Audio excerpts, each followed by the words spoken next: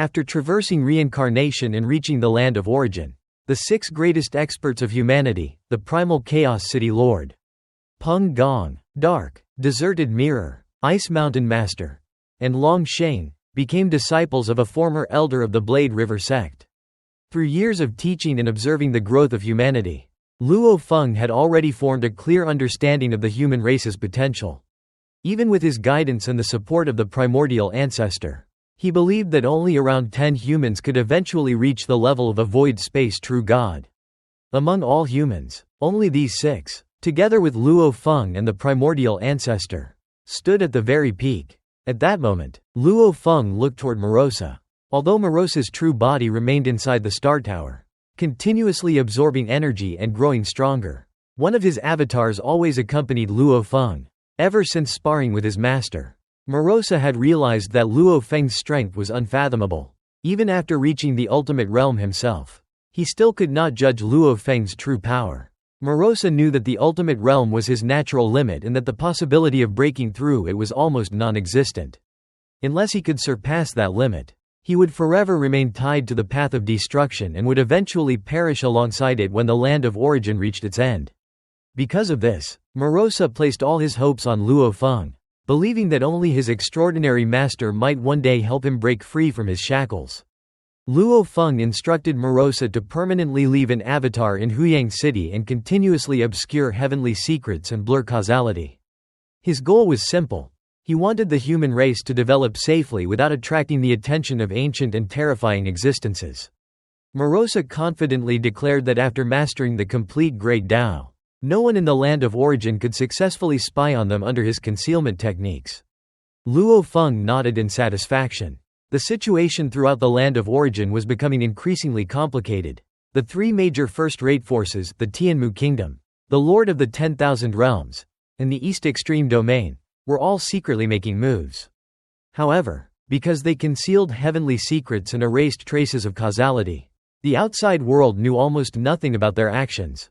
Even the 2 ancient countries could only make guesses and could not obtain proof. Luo Feng smiled and remarked that, with Morosa by his side, they themselves could now be considered a first-rate force.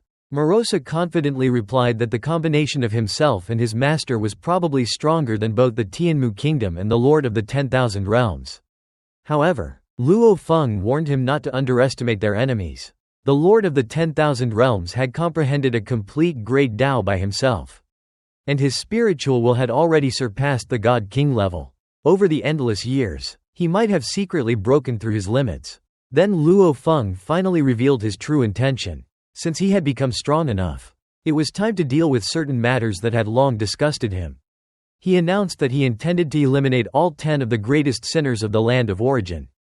Morosa was stunned. The top 10 sinners were not ordinary criminals. Behind many of them stood powerful emperors and monarchs from the 2 ancient countries. Some of these sinners merely acted as servants, capturing and sacrificing billions of creatures so that their masters could devour them and cultivate their primordial bloodlines.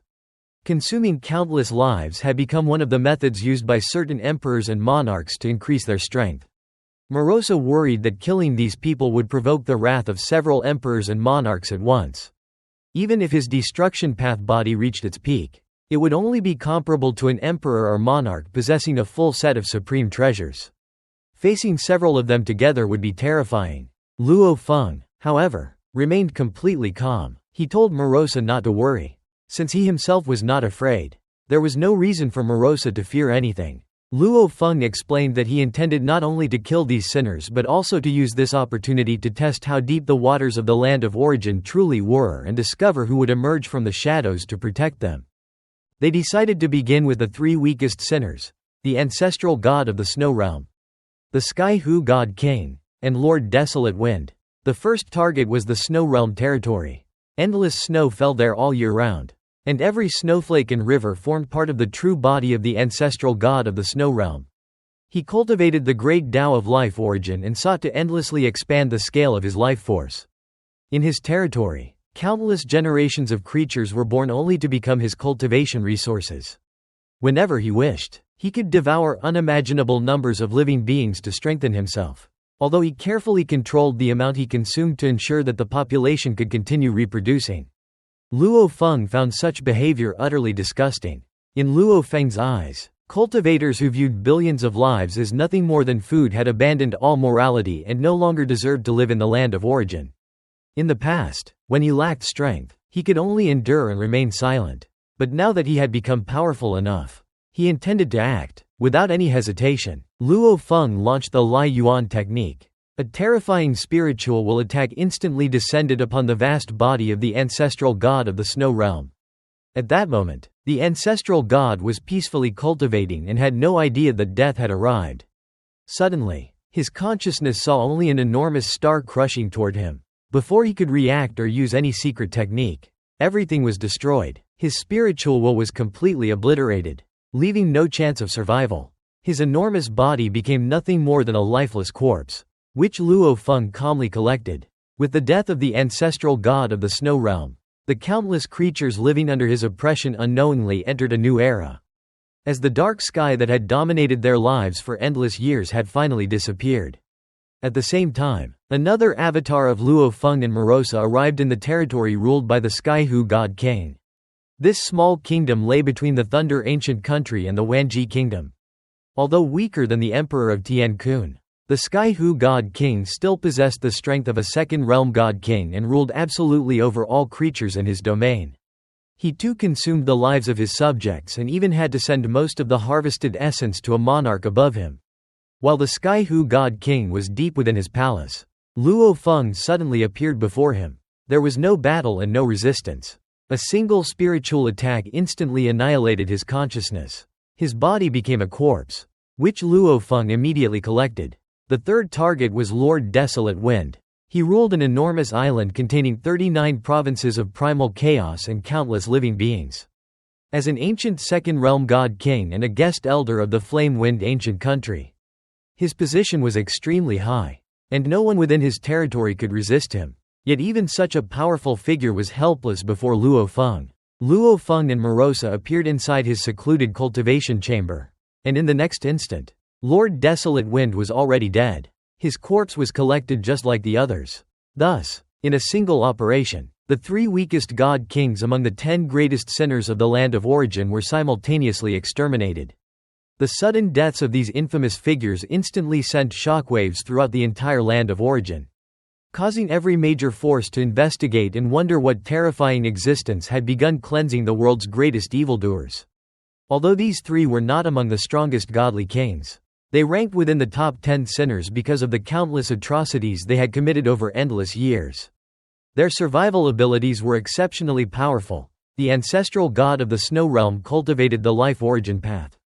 Lord Desolate Wind followed the void origin path, and Sky Hou God King walked the infinite path. Many ancient beings hated them and had conflicts with them, yet none had ever been able to kill them. Therefore, their simultaneous deaths caused an enormous uproar. Many righteous cultivators celebrated, believing that justice had finally been delivered and that these great sinners should have died long ago. However, numerous other godly kings burdened with grave sins became terrified. They feared that the mysterious killer might continue hunting down the remaining sinners and even considered reincarnating to escape death. Meanwhile, all major forces focused on discovering the identity of the murderer. The 2 ancient countries launched extensive investigations, tracing spacetime, causality, and every possible energy fluctuation. To their shock, they found absolutely nothing. Unlike the previous assassinations of the 3 monarchs of the Shi Kingdom and Emperor Tiankun, which left clear traces, this massacre left no evidence whatsoever. As a result, many began to suspect that the murderer might not be the black-robed, golden-faced powerhouse but perhaps an ultimate realm expert or even a being above the God King level. Inside Huyang City, Luo Feng calmly drank wine beneath the stars with Morosa. Morosa asked why Luo Feng had not sent multiple avatars to eliminate all 10 great sinners at once. Luo Feng explained that the 3 he had killed were actually the weakest among the top 10 sinners and had committed the least severe crimes. The remaining 7 were far more troublesome. 3 of them were royal family god kings who resided in the sacred lands of the 2 ancient countries, places where even entering would immediately expose one's presence.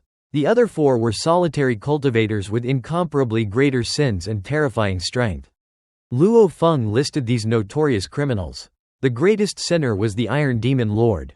who had once plundered nearly all living beings across 12 entire realms, accumulating an unimaginable amount of blood debt. The second was the Black Vulture Ancestor, who had devastated dozens of realms, including the Thunder Realm itself. The third was the Eating Fox God King, followed by Gui Ying God King. Only after these four came the three royal family God Kings. Luo Feng pointed out that the sins of the four solitary cultivators far exceeded those of the royal members. Yet they still roamed freely. He believed the common speculation that these criminals were secretly backed by emperors or monarchs. Luo Feng then chose his next target, the Eating Fox God King. This godly king lived on the edge of the Tianji icefield and ruled over a vast territory. He frequently devoured the countless living beings under his control and often invaded neighboring kingdoms. He was a peak second realm godly king who followed the void origin path and possessed 9 powerful avatars, making him extremely difficult to kill. His spatial techniques allowed him to move freely and massacre countless creatures. After hearing about the deaths of the previous 3 sinners, the Eating Fox God King felt uneasy and contacted an emperor for protection.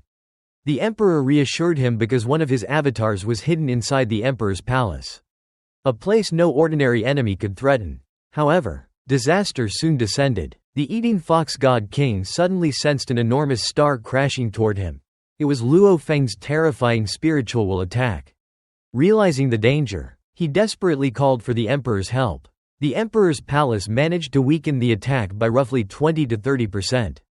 But it was still insufficient. The overwhelming force of the rolling stars completely crushed the Eating Fox God King's spiritual will, instantly killing all his avatars. Even the emperor was shocked and furious. He could not believe that someone had managed to kill the Eating Fox God King despite his protection. Meanwhile, Luo Feng frowned slightly after the battle. Although he had succeeded, he realized that killing the Eating Fox God King had required significant effort. This battle allowed him to understand the limits of his power. With his spiritual will and the Lai Yuan technique combined, he could suppress almost any godly king. But stronger defensive methods might still resist his attacks. He concluded that his spiritual will needed to become even stronger. Afterward, he and Morosa entered the Eating Fox God King's hideout, collected the corpses of his avatars and all the treasures stored there, and quietly departed. The death of the Eating Fox God King caused even greater panic than the previous killings. A peak second realm godly king who possessed numerous avatars and exceptional survival abilities had been slain with ease. Across the land of origin, many powerful figures became terrified. During this time, Morosa discovered that the causality surrounding Gui Ying God King had completely disappeared. The frightened God King had decisively chosen reincarnation rather than risk becoming the next victim. Luo Feng then selected his next prey, the Iron Demon Lord, the most sinful being in the entire land of origin. The Iron Demon Lord was infamous, standing alongside legendary figures such as Pu Shen, Boat Master of the Time-Space Lonely Boat, and Luo God King. Although he had become more low-profile in recent years, his countless crimes remained unforgettable. Inside a hidden palace, the Iron Demon Lord waited calmly. He had already contacted his mysterious master, asking whether the killer would come after him. The reply was simple. The murderer had succeeded every time and was full of confidence. So he would certainly come. As long as he appeared, he would not escape this time. Soon, the Iron Demon Lord also saw the terrifying rolling stars descending upon him.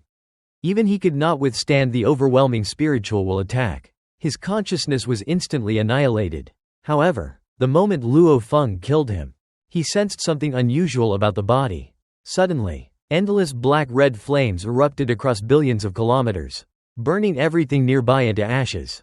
The Iron Demon Lord stood up respectfully and greeted a newly arrived figure. Beside him appeared an old man wearing a red cloak, Emperor Yuan. Yuan laughed and explained that the Iron Demon Lord was merely a puppet life form he had painstakingly cultivated and implanted with powerful consciousness. Although losing this puppet was unfortunate, it was worth the sacrifice because he had finally lured out the mysterious killer. The blood-red flames surrounding him were released through a supreme secret treasure and possessed enough power to instantly kill ordinary peak second realm godly kings. Luo Feng immediately recognized Yuan. However, he remained completely calm and even smiled.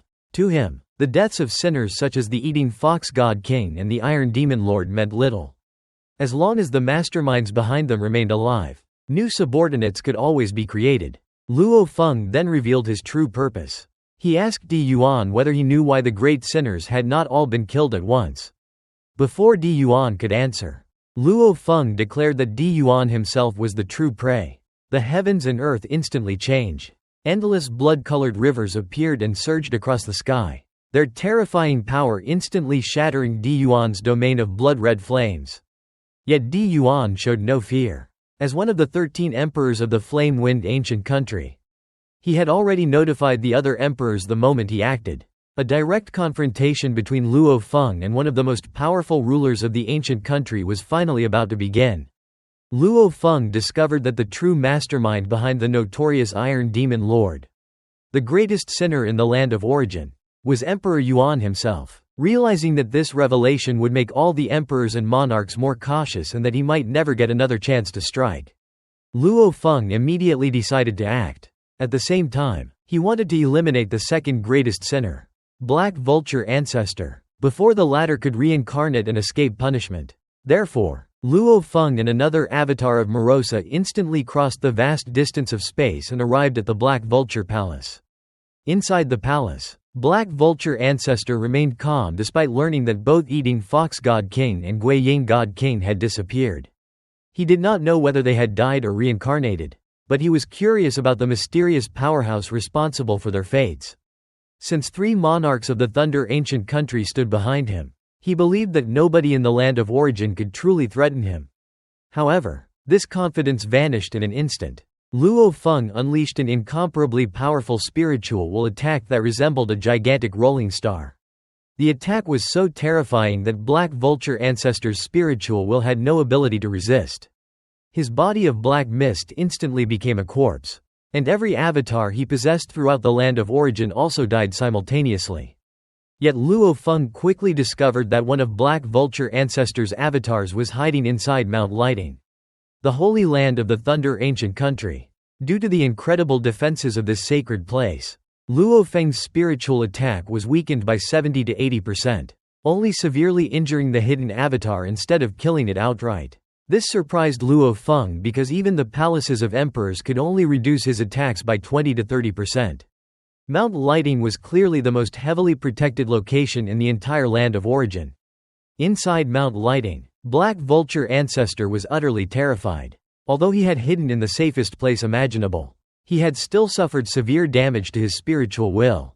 He realized that outside the protection of Mount Lighting, he would have died without any resistance at all. Fearing the terrifying black-robed enemy, he immediately contacted the 3 monarchs connected to him and no longer dared to leave the Holy Land. Luo Feng felt that his plan had been extremely successful. The deaths of the great sinners had finally attracted the true target, Emperor Yuan.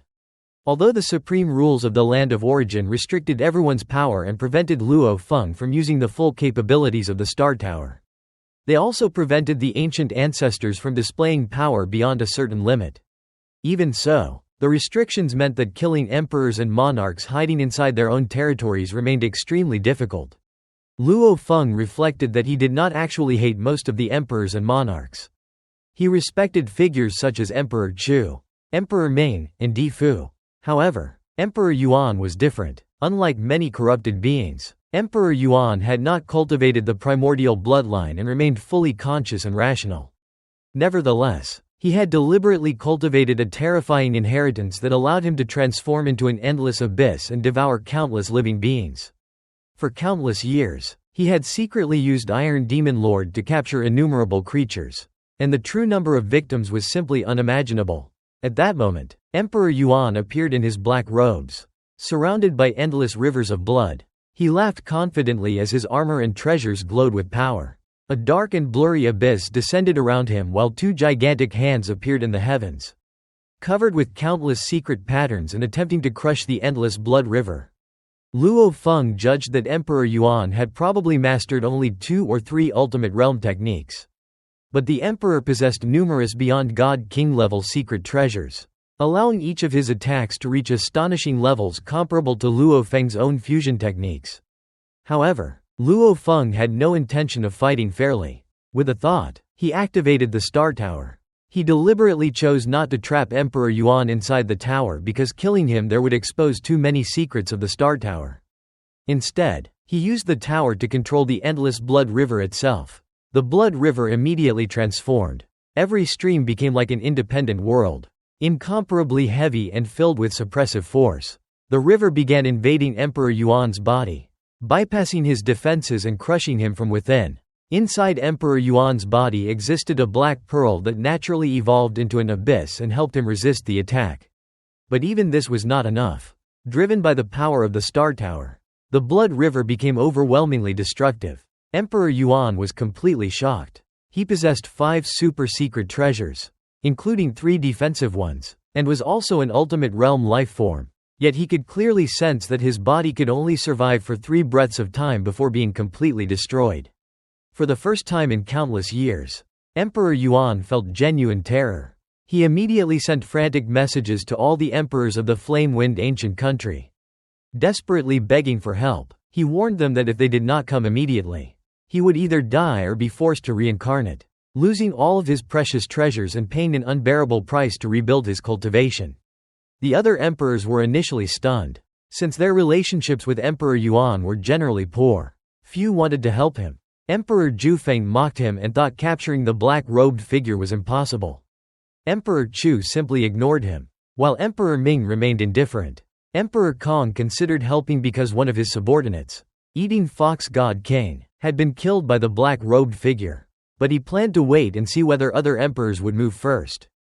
Di Fu, however, instantly understood the seriousness of the situation. He realized that if Emperor Yuan, who possessed a complete set of super-secret treasures and immense power, was being driven to such desperation, then the enemy was unimaginably terrifying. Soon Emperor Yuan's transmissions became even more frantic, repeatedly shouting that he was about to die. His panic shocked all the emperors. They knew exactly how powerful Emperor Yuan was, and if even he could not survive more than a few breaths, then this mysterious black-robed expert represented an unprecedented threat. Recognizing the danger, Di Fu immediately ordered all available emperors to gather under his command. He warned them not to travel alone because they might simply be walking toward death. In response, the emperors quickly assembled. Even Emperor Ming and Emperor Chu, who had initially been indifferent, no longer dared to ignore the matter. Finally, except for those who were occupied with essential duties and could not leave, 8 emperors gathered together under Di Fu's leadership.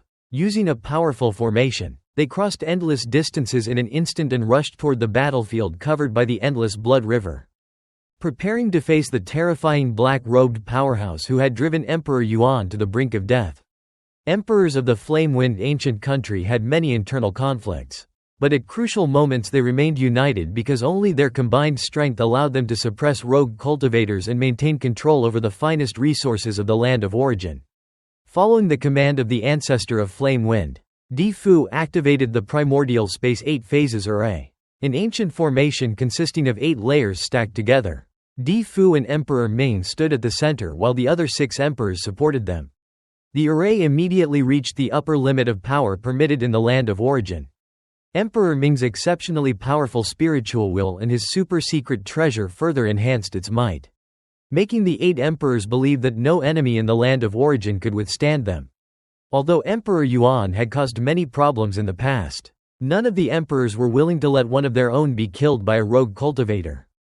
They feared that such an event would disgrace the entire royal family and provoke the wrath of the ancestor.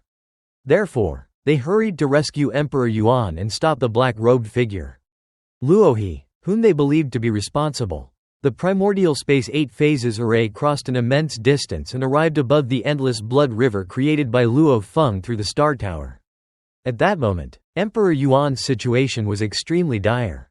Despite being protected by several super-secret treasures, his body was continuously eroded and destroyed by the terrifying bloody streams. When he saw the arrival of the array, he regained hope, believing that the combined strength of the 8 emperors would surely save him. However, as soon as the array descended and attempted to crush the endless blood river, an astonishing scene occurred. The blood river possessed an overwhelming and complete power of its own. It behaved like a gigantic blood python, rolling through space and directly repelling the primordial space 8 phases array. The 8 emperors were completely shocked. Their formation, which had already reached the upper limit of the Land of Origin's power, was actually at a disadvantage in a direct clash. Unable to accept this result, Di Fu immediately changed tactics. Instead of trying to overpower the Blood River directly, he transformed the array into something akin to space itself and attempted to infiltrate and envelop the entire river. Yet the endless Blood River suddenly erupted with even greater power. Its strength was so terrifying that countless cracks appeared in the membrane of the source world itself. And numerous fissures even formed within the primordial space 8 phases array. Seeing the danger, Emperor Ming urgently ordered Di Fu to withdraw the formation before it suffered even greater damage. The emperors quickly realized a horrifying truth. Their combined strength had reached the limit of the Land of Origin. Yet they still could not overcome the black-robed figure. The difference was not one of power but of realm and understanding. They concluded that their opponent had likely surpassed the God King level entirely. The emperors began speculating about the black-robed figure's identity. They wondered if the Lord of Wanji Kingdom had broken through beyond the God King realm or whether the East Extreme Domain Ancestor had intervened. Publicly, only 4 beings in the Land of Origin were acknowledged as existing above the God King level: the ancestors of the 2 ancient countries, the East Extreme Domain Ancestor, and Emperor Cheng. Facing an enemy who might stand among these supreme existences, the emperors could do nothing. Meanwhile, Emperor Yuan became completely desperate. He repeatedly begged the emperors to save him, but Di Fu honestly replied that even the 8 of them together could not overcome the black-robed figure. Di Yan advised him not to use a resurrection carrier because such a body would be too weak to survive the attacks of an enemy of this level. Emperor Yuan then desperately called out to Emperor Qing again and again, hoping for salvation. However, Emperor Qing never responded. In that moment, Emperor Yuan realized he had been entirely abandoned. As his body rapidly disintegrated, Emperor Yuan understood that using a resurrection carrier would only lead to complete death. The black-robed figure's realm was unimaginably high and he was likely proficient in causality techniques, curse killing, and spiritual attacks. A newly born resurrection carrier would have no ability to resist such attacks and would probably be destroyed instantly, leaving no chance even for reincarnation. Filled with bitterness and resentment toward Emperor Qing's silence, Emperor Yuan looked one final time at the 5 super-secret treasures covering his body and at his precious ultimate realm life form. Everything he had accumulated through countless years of cultivation was about to disappear.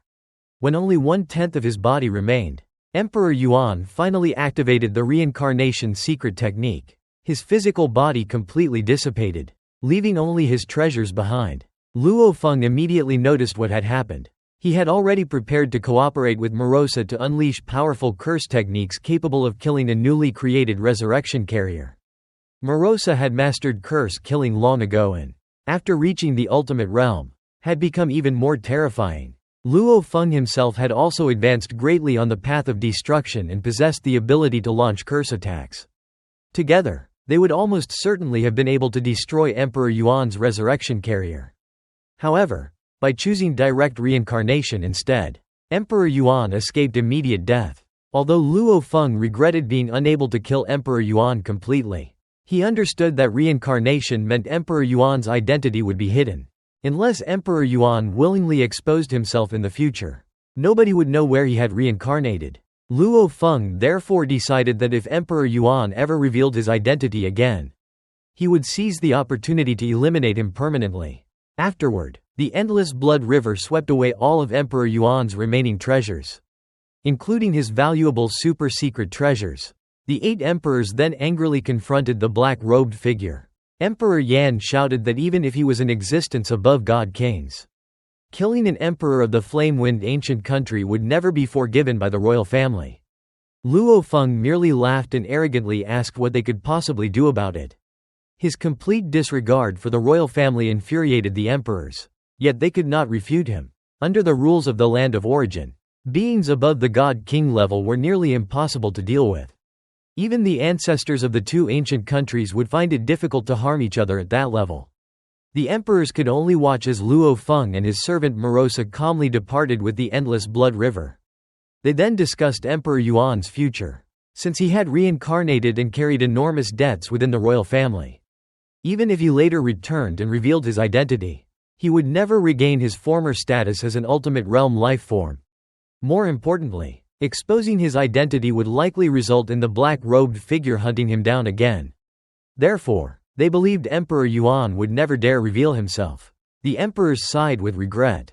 The flame-wind ancient country had once stood above all other forces. And aside from the thunder ancient country, no one dared openly challenge them. Yet now one of their emperors had been killed and forced into reincarnation.